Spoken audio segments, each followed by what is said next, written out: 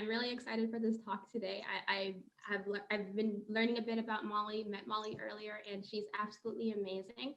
Just to kick us off, I would love to actually get your opinion on something, Molly. Since the US is the only industrialized nation with no paid family leave policy, can you introduce us to paid leave for the US and what led you to join the company? Great. Thanks, Roz. And it's such a pleasure to meet you earlier as well. So I'm excited to be here for the conversation. And yes, the US has the unenviable distinction of being the only industrialized nation with no national paid family leave policy. So PLUS, which is paid leave for the United States, is set up as a national campaign leading to win the fight to pass paid family and medical leave for every single person in the United States.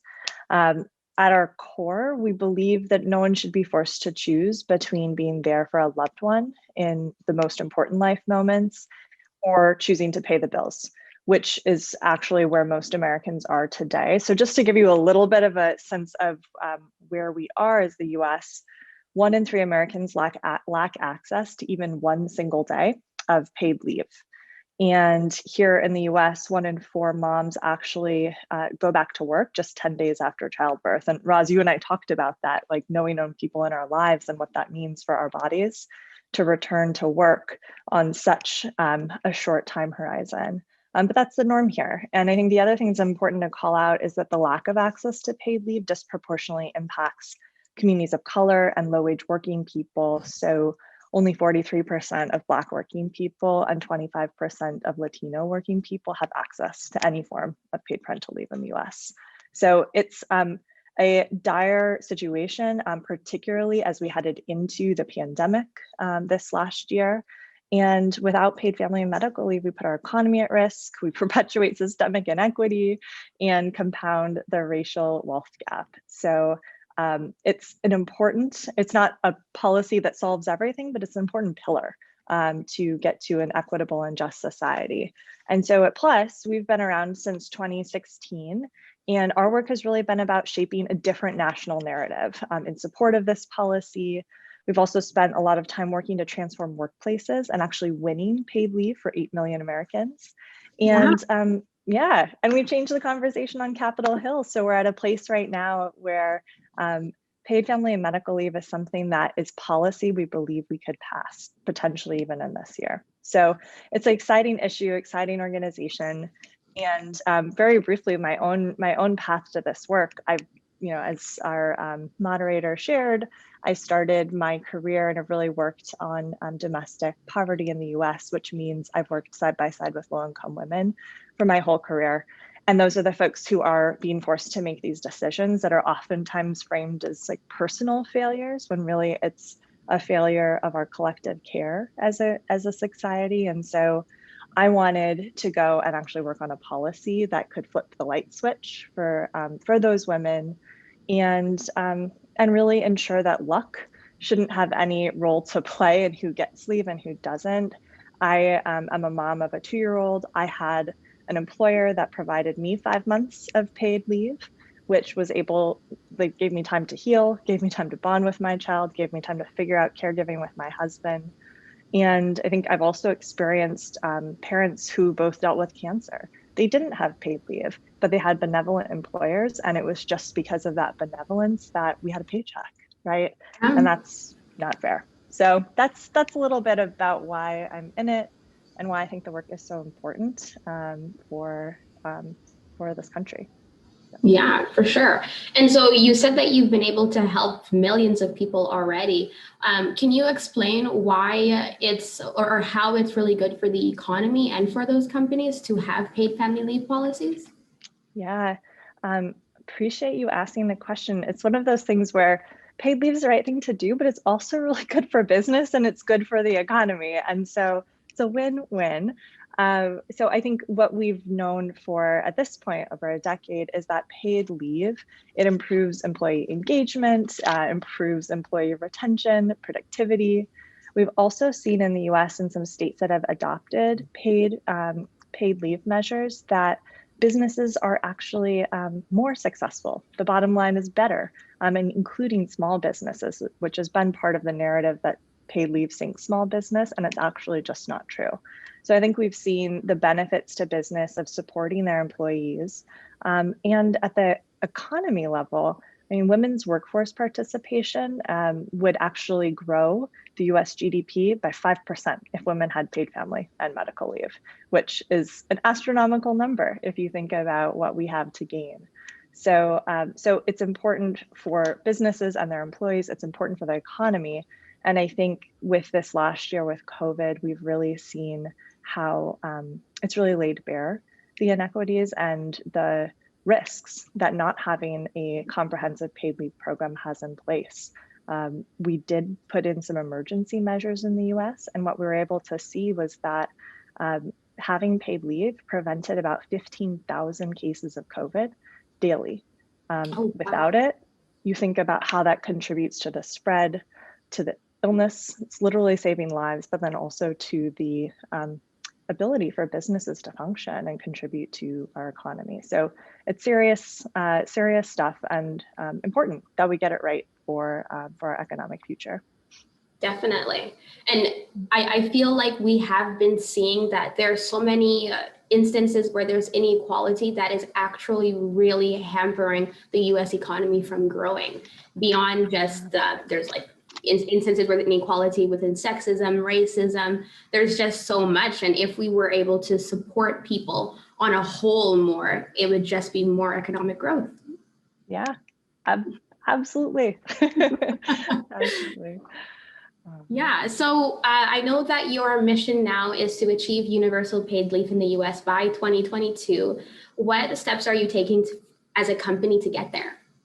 Yeah, so I think after an incredibly difficult last year, we're emerging into 2021 with a real sense of possibility for how we can learn some important lessons from the moment that we just came through. So we're entering this year, and we see the prospect of passing paid family and medical leave in the United States. Some of the big things that changed are that we have an engaged White House, a White House that really believes in care up at the most senior levels, and they're championing the issue. We also see support in Congress. So PLUS is doing a lot of work to engage the White House and members of Congress to really make the case and help them deliver the constituencies, which are really everyone who could benefit from paid leave. We also are focused on really clearing that outdated narrative around business opposition to the issue. So PLUS has been mobilizing the business relationships we've built over the last many years and working to activate them in this moment to make important statements. So not only as a business do I think paid leave is important for my employees, but as a business, I'm actually calling on the federal government to pass paid family and medical leave for everyone. And that's an important step change for businesses to really go out there and ask for federal policy. So we're doing work to cultivate those asks and tee up businesses to get out there in the press and with the White House and Congress to make those calls to action.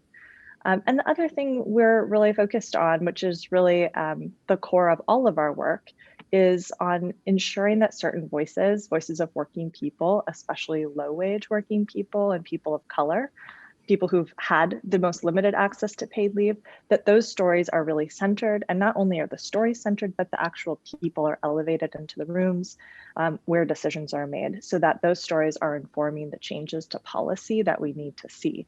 We want to see a policy that is inclusive of all types of family. It's comprehensive. It provides wage replacement. So thinking about a low wage worker, if they're only going to get a fraction of their paycheck to take time off, they're not going to be able to do it. So we're really pushing to ensure that those voices are calling our leaders to account to say, this is the policy we need. That is not some gold standard, but it is the floor. It is the floor we need to survive and support families. So, those are the prongs of the work we're doing, and it's an exciting moment. We actually believe that there's going to be legislation introduced in the coming months that will give us a shot to really mobilize our campaign and get something done. Awesome. And so is that legislation, would that be included in President Biden's rescue plan with the COVID relief proposal? That's a great question. So we actually the House just passed the American Rescue Plan today, which is very exciting. And yeah, so the American Rescue Plan is going to deliver important wins for families, particularly around support on childcare and direct cash payments to cover the basics. This is a proposal that's tied to emergency relief for COVID. And so what was included there as it relates to paid leave are voluntary tax credits. So this means that as a company, you can offer your employees paid leave and they can get a tax credit from the government. Mm-hmm. That's a step. We believe it's insufficient. And why it's insufficient is because of the power imbalances that you find in many a company where a lowest wage worker is likely not going to be able to ask and get the benefit of paid leave from their employer. So this is a path towards where we want to go, but what we have our eyes on is the expected infrastructure package that the Biden administration will hopefully introduce in the next few months. And I think one exciting thing there is that when we think of infrastructure, we think of bridges, we think of roads, we think of tunnels. And Senator Elizabeth Warren said it best. She said, childcare is infrastructure. Our caregiving economy needs to be included because on top of that, that's how everything else runs. And again, this year with COVID, I think really made the reality and the truth of our lives clear as people had their kids at home. And some families were lucky enough to be able to do the juggling of working remotely on Zoom while you're also trying to entertain your child. That's hard enough.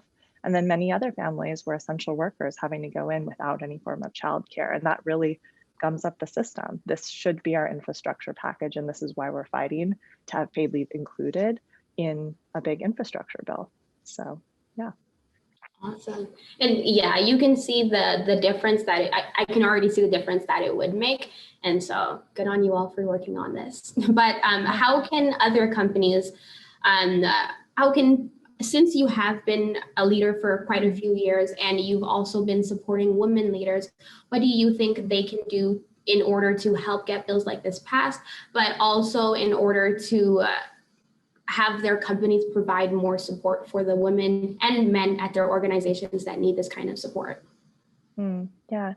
Well, I mean, first, if there are any companies that are interested, plus one of the things that we do is work with companies to help them really improve their paid leave policies. So, and that's something too for employees working at companies. Our website actually has resources if you want to bring to your boss a proposal for why paid leave would benefit your company. So I think there are some things that people can do for advancing paid leave policy within their own companies.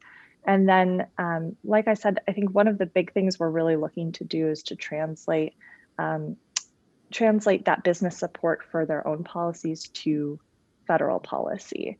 And what we found is that as companies adopt paid leave policy, they see and they start to understand the benefits. And I think so oftentimes we think solely about a mother who has recently birthed a child to need paid leave. And when we talk about paid family and medical leave, it's so much broader than that. It's for anything around like bringing a new child into the world. It's for caring for yourself if you are ill and need time to recover. It's also caring for a loved one. And many employees today are in that sandwich generation where they may be having children of their own while also caring for elderly parents. And so I think what we've seen is business leaders adopting policy and thinking it's going to benefit one particular type of person at their company. And as time goes on, seeing how it really supports a whole. And that experience, that firsthand experience, has been a motivating factor for business leaders who are stepping forward and calling on Congress to really come through and really propose paid leave for everyone. So I hope that answers your question. It definitely does. And it looks like Natalie has a question that kind of tacks on to that. If a company is still not open to providing paid leave, what else can she ask for? Beyond paid leave, well, I think there are lots of things, and if they're not open, I'd love to recommend some of the resources we have on our website. We have a whole resource section on workplace policy. There are a lot of reasons why companies can push back, and I think they're oftentimes based in myths around the cost, the inability to cover someone when they're out, and so we try to help answer some of those challenges. I think other things to keep in mind too are that paid leave is increasingly seen as a benefit that is standard. And so there's also vote with your feet. We're seeing companies really in a race to the top here in certain sectors, saying like, who can offer better paid leave? And I think that that's actually a piece to come back and negotiate on around performance season, because it's one of the benefits that you could go and leave, and everyone wants to keep top talent. So I think there's another case to be made there as well around retention of really talented employees. So, yeah. Yeah, that's very true. Are there any other ways that you think companies can leverage like attractive paid leave policies to attract and retain more talent? Absolutely. I mean, I think that especially in this moment where we're having, I think, a more honest conversation about gender and racial inequities in this country, paid leave is a policy that directly addresses both of those issues. So first, from a gender equity standpoint, you see so many companies, we just had International Women's Day, making commitments around the percentage of women they want to see in the C-suite. And what is the path? What is the path to get there? We know that women are disproportionately impacted by caregiving responsibilities and burden. And so paid leave is a policy that creates a more inclusive and equitable environment that allows women to climb that ladder. So without it, you're a company that is not going to be able to compete in a global marketplace when it comes to advancing women to leadership roles. And the exact same thing can be said about the racial equity argument. Again, who is most disproportionately impacted by caregiving burdens in this country? People of color and low wage working communities. And so I think, again, having a paid leave policy in place creates this more inclusive environment. And if you have targets as a company for the diversity that you want to see in your workplace, the number of people of color in your C-suite, this is a really critical policy that you want to have beyond the book. So I think that's a part of it that makes it really relevant for this moment in time. It's always relevant, it's table stakes from my point of view, but it's also, I think, really of this moment in the conversations that we're having about the world we want to live in and the world we want to build back on the other side of the pandemic. Definitely. And as you were talking, it made me think back. So I'm from Canada. And so our policy is really 12 months, at least 12 months. Sometimes it's 18 months of leave at 60% of your salary. But beyond just that guarantee from the government, corporations also will put into place so that you'll get a bit more for the first few months. This way it'll be topped up, but also they have plans in place for when you return. And so the people that I have seen that have left and returned in previous jobs, when they returned, they were able to get the promotion that they were in line for before they left. Mm-hmm. And I know that can be a very scary thing to leave, be gone for 3 months, a year and a half, and then you're back, you're behind everyone else because you have a family now, or because you had a child. And so definitely companies having things in place where they're going to support you and ensure that your career doesn't have any stalls or it starts lagging is super important. Yeah, absolutely. And Canada, the envy of many Americans. I'm laughing there. It makes me think about there were a couple women in the moms group I was part of who were from Canada and lived here and just reminded us daily in those first few weeks of leave about how backward American society is. I mean, we're having a conversation about paid leave, and Roz, you're advancing the conversation to say it's not just paid leave, it's about how are companies thinking about supporting their employees before they go on paid leave? What are the conversations that need to be had about salary, about promotion, about advancement? What are the thoughtful conversations in offboarding that need to be had to cover someone during the time that they're off?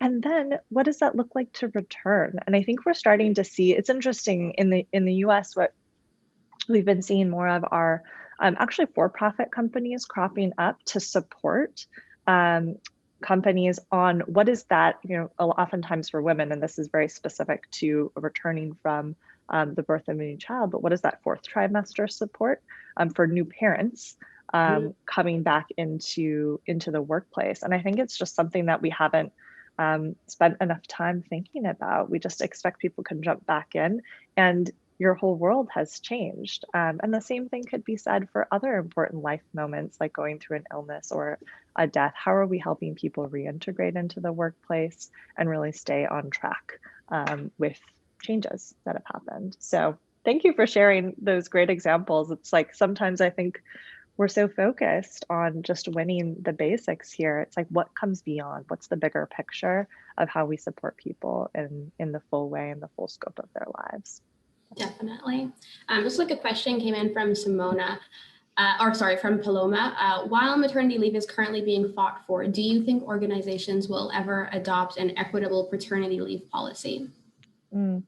So I think we've seen progress from companies in certain sectors in the US, but I think we see that the progress is too slow. So, and I think there's also a cultural element to that as well, around like what we expect of men and what we assume when we say the word caregiving and who that really applies to. So it is part of why, as an organization, we are fighting for a federal policy that is not a policy that only covers women, and not a maternal caregiving policy, but paid family and medical leave that would apply to both genders and also to all different forms of caregiving, because it's just been too slow.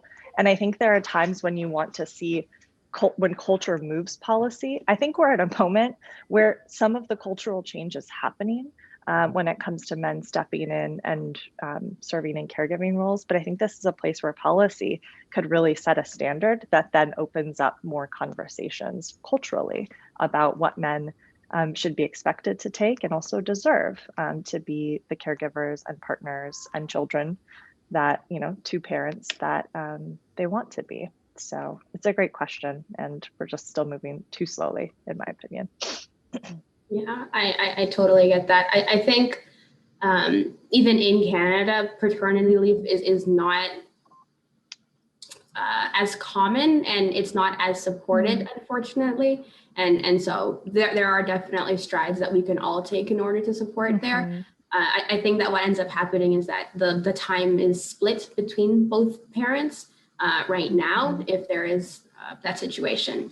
So another question came in from Simona, and Molly said, it's great to hear about your organization and what you're working towards. I wonder what we as individuals can do to help get these policies pushed. I love that question. Thank you, whoever asked that. We need every single voice in this fight. So I think first, I would just encourage anyone who's listening to sign up at paidleave.us. That's our website, and that's the way to come in and join us. What we offer to our members really across the country are opportunities to reach out to your senators, reach out to your member of Congress to let them know that paid family and medical leave matters, and that you want them to support it in upcoming infrastructure legislation. So that is the moment we're in. We also want to hear stories. So people's stories really matter. We convened a roundtable with Senator Sherrod Brown from Ohio earlier this year, and I just remember we brought advocates in, so people who had all different forms of experience with caregiving, and they shared their stories, and everybody finished. And they asked the senator, what questions do you have? And he just said, I have no questions. I just want to cede the floor to hear more from families, because these are the voices that that politicians need to understand and build policy around. And so I think too often we actually don't hear the stories. So we need people to sign up, participate by reaching out to members of Congress, and share your own story of why paid leave matters. Something that we know is that paid leave is incredibly popular. It's usually 80% plus of people in the United States say, yeah, paid leave sounds like a good idea, but it hasn't had the prioritization by our leaders that it needs to get over the finish line. And that's where just simple things like calling your representative really does matter. So yes, please join us. Please join us. That's amazing. So I know we have a couple minutes left. Is there anything that you wanted to touch on that we weren't able to get to, or any resources that you would want to give a shout out to? Yeah, so I mean, I just want to reiterate the welcome to our big tent to fight for paid family and medical leave, and then also reiterate some of the resources that we do have if that's something that you want to fight for within your own workplace. So we have a resource page that offers up a calculator to help you calculate what would the expense be to your company and how can you really make the case. So I think people really pressuring within their own companies also contributes to the broader fight of this moment. And if you just want to get a sense of like what we mean by paid family and medical leave, it's kind of a wonky term.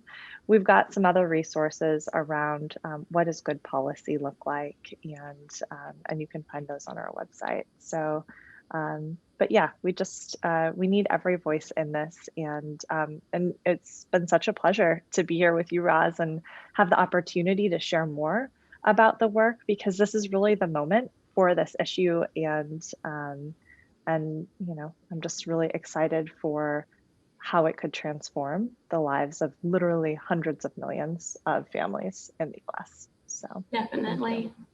Thank you so much, Molly. It was great speaking with you. It's great to learn about all the amazing things that you all are doing. I'm going to sign up, support you in whatever way I can from Canada.